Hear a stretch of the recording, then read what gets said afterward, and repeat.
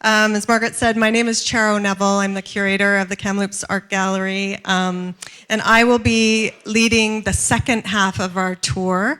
But it's a great honor for me to be able to introduce Maya Wilson-Sanchez, who Margaret mentioned has come all the way from New York.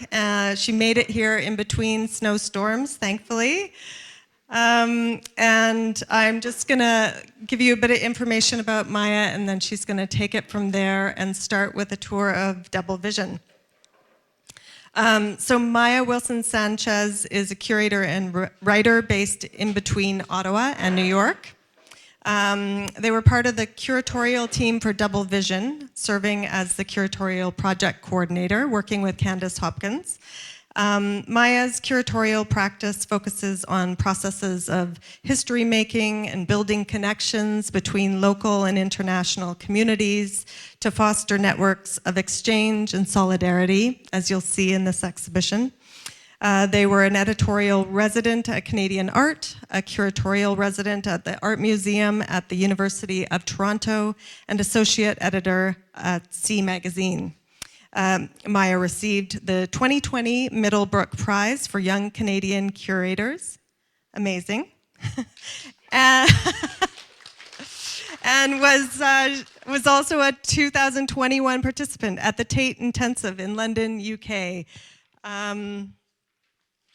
It's a very long and impressive bio. Maya worked in numerous art galleries, has worked in numerous art galleries and museums, including the AGO, Gallery TPW, On-Site Gallery MKG 127, and the Textile Museum of Canada, and has curated exhibitions at X Space Cultural Centre, the Royal Ontario Museum, and the Art Gallery of Guelph. So she's come all the way across Canada to be with us. And most recently, Maya served as one of the curators for Toronto's Year of Public Art, curating the 2021-2022 exhibition series I Am Land, and curated replicas and reunions, ancient and contemporary ceramics from Ecuador, where Maya is from. Just this last spring at the Gardner Museum. And Maya's upcoming show and research is based on an exhibition, History Making Machines, Anti-Colonial Museums by Artists, and that opens next year in New York City. So we'll all have to travel there. So I'm going to hand the mic over to Maya now. Thank you so much for that introduction, and thank you all for coming and spending some time tonight. I am from Quechua-Caranqui territory, and it's my first time on Secwepemc land, so I'm really happy to be here. So Double Vision is curated by Candace Hopkins as part of the Toronto Biennial. And the Toronto Biennial, if you're not familiar with the Biennial, it started just 4 years ago, if my math is correct. It's very new, it's very exciting for the city of Toronto, and Candace was the curators. She was one of the curators for the first 2 iterations. And so this show was created in the second iteration of the Biennial, and the Biennial has its sort of main exhibition, but it also has collaborators, and it collaborates with different institutions all over the city. And for this iteration, it collaborated with the wonderful people at the Textile Museum of Canada. And so this was up while the Toronto Biennial was up, and it's still going. I believe it's the only traveling exhibition that made it out of any of the biennials so far, so it's really exciting to see its life continue as it travels across Canada. So Double Vision is centered on the practice of Jessie Unark and 2 of her daughters, Janik Hehusiuk and Victoria Mangug-Sulabuk.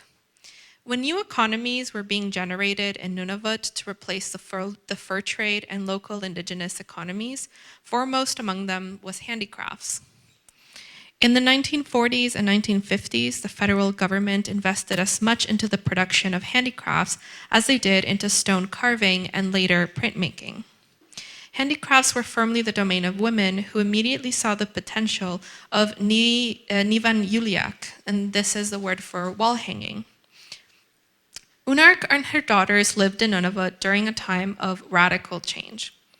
Unark was born in 1906 in Trantry Inlet, where for decades her and her family lived, moving between different hunting camps in the summer and winter months. During the period of starvation in the 1950s, she and her family had to move to ṱakuᒃᓴauᔪᒻᒪᕆᒃ, meaning where the river widens, which is also known as Baker Lake in English. Here, colonial settlements were introduced alongside a stationary way of living, new stationary housing, a day school, and an Anglican school. It was during this time that the Department of Northern Affairs and National Resources established arts program in order to generate economic development in the North. So in that historical context, we place this exhibition, and it highlights the role of women that in these new economies and follows matrilineal connections in this development, where women mentored one another to produce unique conceptual and aesthetic lineages. This exhibition, in a way, is a family reunion. It's really great to get to bring together these works because now they belong across the different collections all over the country. So I worked really closely with the collections of the Canada Art Bank, for example, with private collectors, with private collections, and they've been really wonderful in letting the show tour.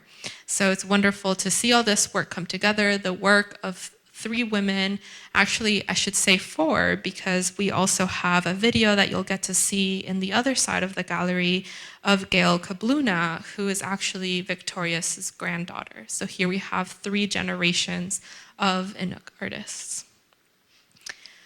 So going back to this historical context, I think one of the things that makes this exhibition quite interesting is that it brings together a domestic context for creative exchange with newly introduced ideas of an artist workshop and art classes that came along with the establishments of art cooperatives. So here, especially in the very early work that we see with Unark, for example, you see this coming together. You can almost picture her in her home making clothing for her family while maybe at the same table she's making these wall hangings. With that, I think we'll move into what I like to call the igloo room or the yellow room. So if you can take a minute and I'll meet you in this room here. So in 1966, the Department of Indian and Northern Affairs gave Unark a studio and a modest salary. Her work became quickly introduced to the Canadian art world, and today I think we can arguably say that she is the most, or at least one of the most influential Inuit textile artists. All of her surviving children, of which they were 8, became artists, and together they formed the cornerstone of artistic production in the community of ṱakuᒃᓴauᔪᒻᒪᕆᒃ. Unark began drawing through the encouragement of a Canadian biologist in the summer of 1959, who provided her with paper and colored pencils with the promise to pay her for each drawing that she produced.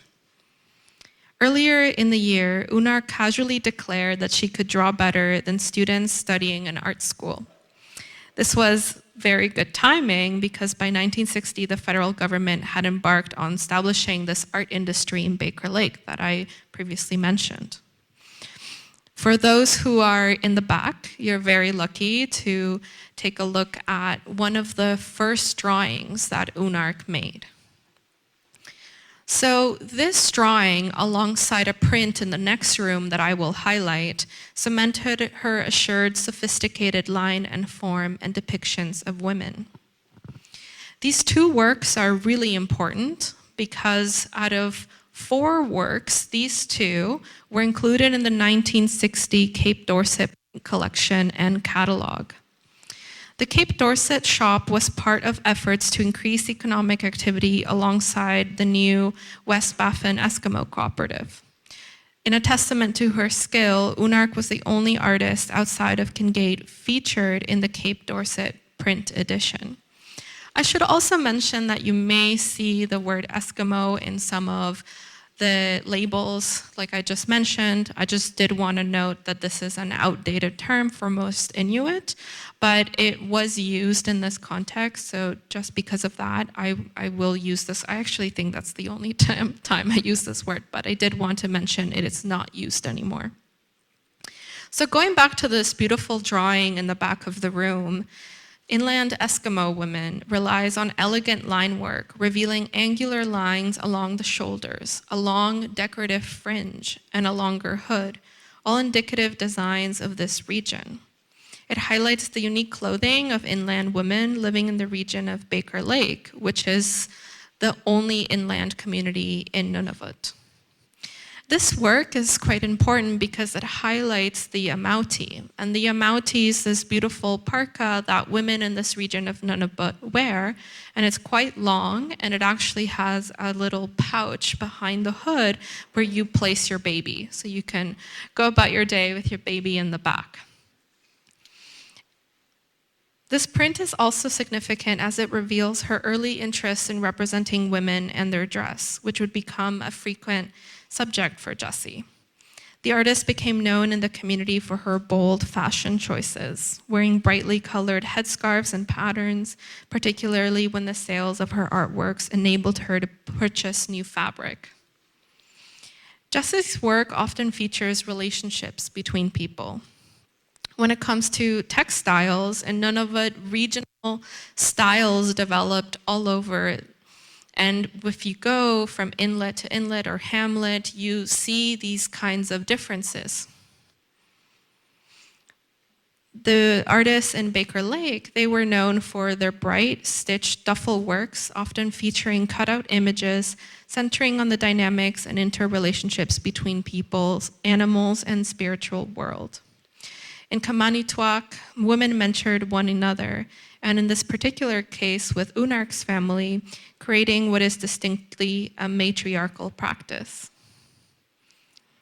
So the wall hangings that you see by Unark in this exhibition is made with duffel. It is a tightly woven, heavyweight fabric made from wool, featuring a distinct rough texture on both sides.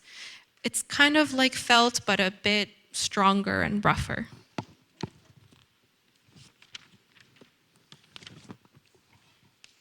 In this work here, which is called Double Igloo, and I think an inspiration for the title of the exhibition, we see a kind of mirroring, a symmetry that you see throughout Unar's work.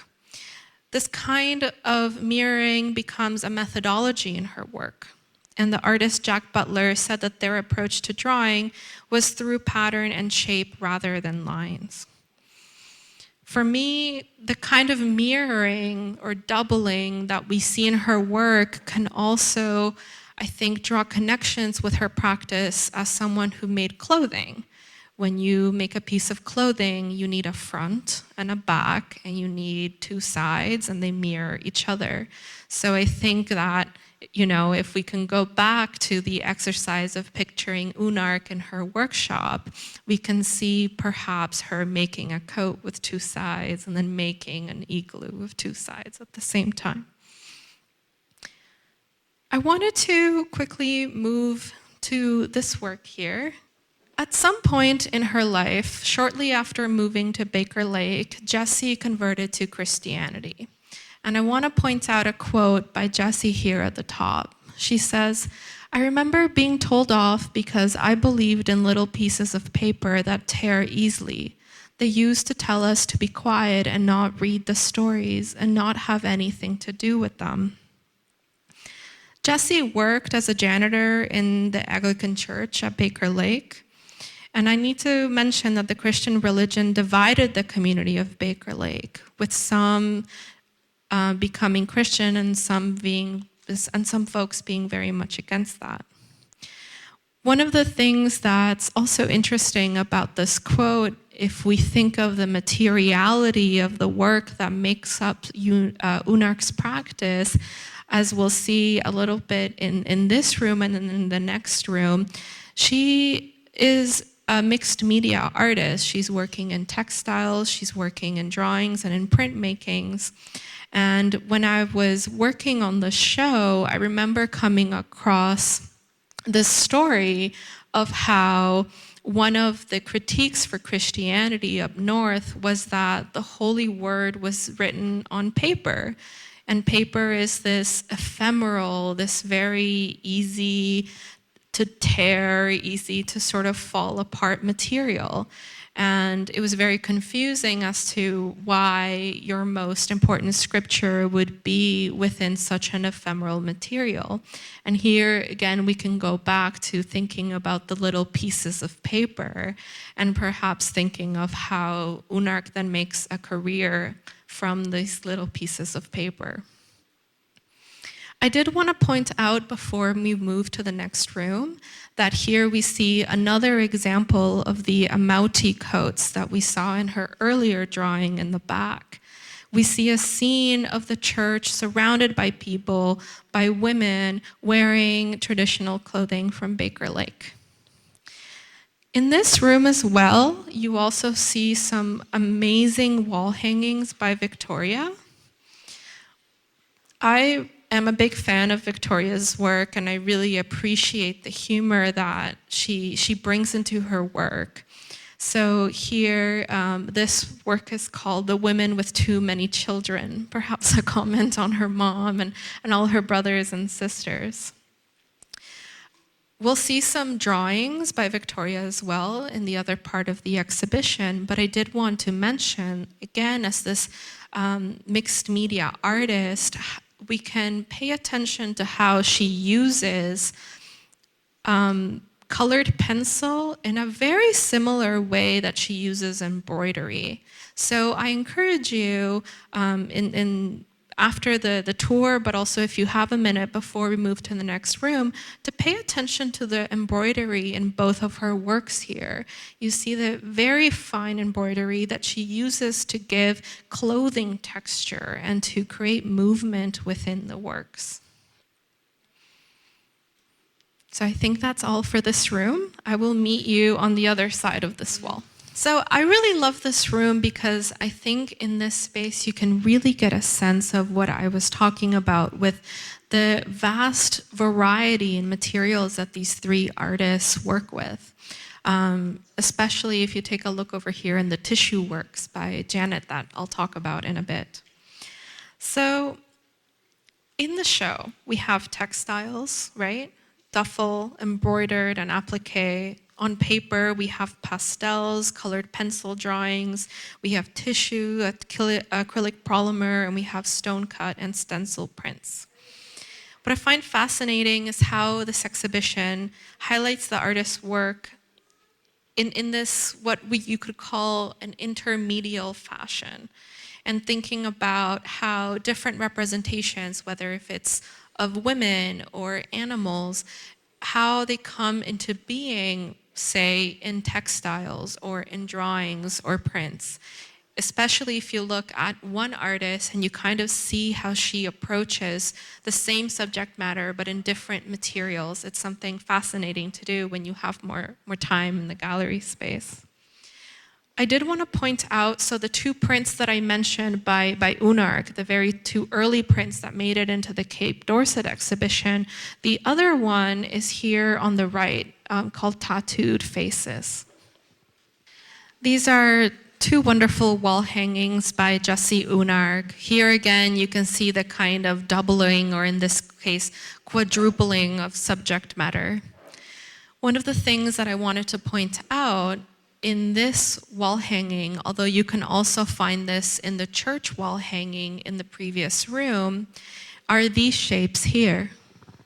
So these triangle-like shapes is actually referring to the ulu. And the ulu is a knife that is common in this part of the world. It's usually used by women. And it's an all-purpose knife traditionally used by Inuit women, used for skinning and cleaning animals, cutting a child's hair, cutting food, trimming blocks of snow, and in this case, to make clothing, to make art, to make these wonderful wall hangings. So you see these in the church hanging in the previous room as they sort of envelop and live within these representation of women. but I wanted to point them out in this context. And as you can see, they're literally attached to people's heads. And I really appreciated this gesture by Unark because you can see her tool of art making as a literal part of herself, as an extension of the human body. Now, I'm going to ask you all that you sort of remain in this space because it gets pretty tight here, but I am going to be referring to some of the works on this side. So the works in this pink wall, especially the works by Janet, is what I'm going to be talking about next. So this room is an exploration of pattern on paper by Janet ttakuᒃᓴouᔪᒻᒪᕆᒃ. Janet's practice is centered on the relationship between representation and abstraction. Janet began making collages later in her life, which was easier than making textiles as she developed arthritis. And this became a way to further represent the land and life around her with a focus on interlacing of shape and color. What I really love about this show, and I think here we're drawing a little bit from Janet. Oh, and I should also mention that all the colors that you see in the exhibition design, the reds and the yellows and the pinks, we worked very closely with our exhibition designer to actually pull these colors from the artworks themselves. And I think looking at the design of the show, looking at the works in the show, looking at the way that Janet is representing land, you really get to understand how the Arctic is not white. And I think that's a very popular image of the Arctic, of the North that lives in the popular imaginary of people.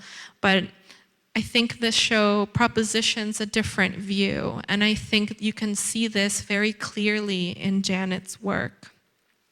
She was known to be inspired by the in-between time at dusk and dawn, and how the shifting light brought out different characteristics in the land. Her works on paper, the in-between time here was represented through a rhythm she achieved, through the proximity of forms, and through the land itself, the land becoming a sort of pattern. And after the tour, when you have a moment to come around this corner, we actually have a didactic just on pattern.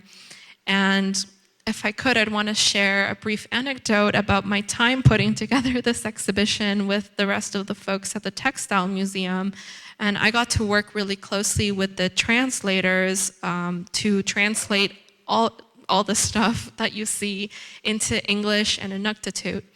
And when I was working with the French translator, she emailed me because she didn't know what we meant by pattern. She asked, do you mean, a repeating motif? Or do you mean the pattern to make a dress or a piece of clothing? And I really thought about this and the show and the background of the artist, and I said, both. And then she said, well, you can't have that in French, so we had to pick one. But going back to Janet, she was interested in representing the land, particularly that of her family's summer camp at Kitikat. There she portrayed the water, swarms of mosquitoes, lichen, and the drying of fish. Her landscapes became represented by large swaths of color resembling color field paintings, but rooted in her very personal experience of land and of this place.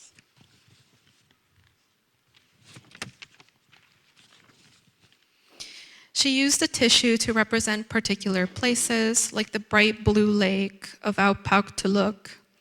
These collages, like the detailed drawings she became known for, show the Arctic landscape as one with rich color and texture, revealed through close looking and her intimate attention to the land's details. In her works on paper, the in-between time was represented through a rhythm achieved via the proximity of forms and the land as a pattern. I want to speak about Victoria's work, and you got to see some of her wall hangings in the igloo room. After I'm done the tour, you can see some of her really incredible drawings around the corner, but it's quite tight. So if you're patient with me, I'll just speak a little bit about them. So in both Jesse's and Victoria's work, you see an interest in the animal-human world, in the spirit world. As you know, Jesse converted to Christianity, but kept depicting Inuit stories and events, which we might call a kind of cultural or religious syncretism, which is also very common for me back home.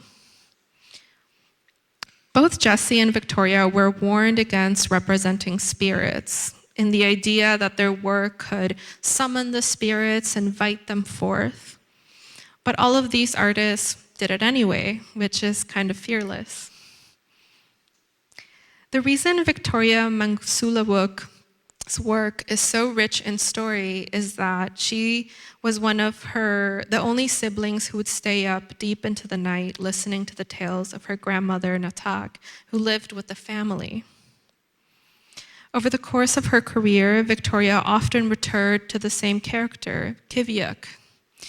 Kiviuk was a traveler, an explorer, a migrant. He travels through different lands as well as through different times and different cultures. He is one of the oldest figures in Inuit oral history, and his stories likely go back thousands of years. He's a little bit of a trickster, a little bit of a joker, and he's known to resurface at significant moments. For example, he's known to have intercepted a Soviet satellite flying over the Arctic during the Cold War. And remember that during this time, the Canadian Arctic was the front line, and Inuit were first-hand witnesses. After many lives in the world of the white man, Kiviuk finally returned home to forewarn what he saw while he was away. In these stories, real and imaginary overlap in ways that can confuse interpretation by outsiders. For Inuit, people and spirits commonly share the same environment. Mangsulawuk's prints, drawings, and textiles are no exception. We see humans convening with snake spirits. You'll see in one work, a person emerges from the body of a yellow serpent. The fish are monstrously large, and people are often in a state of transformation, sometimes mutating into seals or birds, while animals in turn become human. Importantly, Victoria herself says, all that is described in these stories really did happen once, when everything in the world was different to what is now.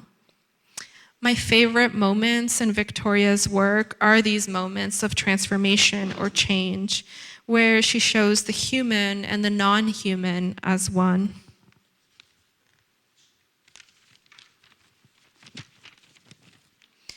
Victoria was a visual chronicler of these stories, and we can argue that her sister and her mother were also chroniclers on their own right with their own distinct interests. After I finish the tour and invite you to go into this room and take a look at her depictions of wolves and wolves' people. One story centers a man who was married to a wolf and is related to the greater arc of stories that feature Kiviuk. In other stories represented in one of the images, children are raised by wolf people when the man of the family is out searching for his wife. In a videotaped interview with artist Jack Butler, Victoria revealed that both Kiviuk's wife and his envious mother-in-law were also wolf people, and that Kiviuk himself had a wolf for a wife at one time. In the very back, in the center of the room, you'll also see a depiction of Sedna, who is the goddess of the sea and marine animals in Inuit mythology. I think that's where I'll end. I want to say thank you all for coming again, and thank you so much for the staff at the Kamloops Art Gallery. I feel so lucky to be able to travel here and celebrate with you all the opening of these exhibitions. Thank you so much, and I'll stick around if you have any questions after the tour. Thank you.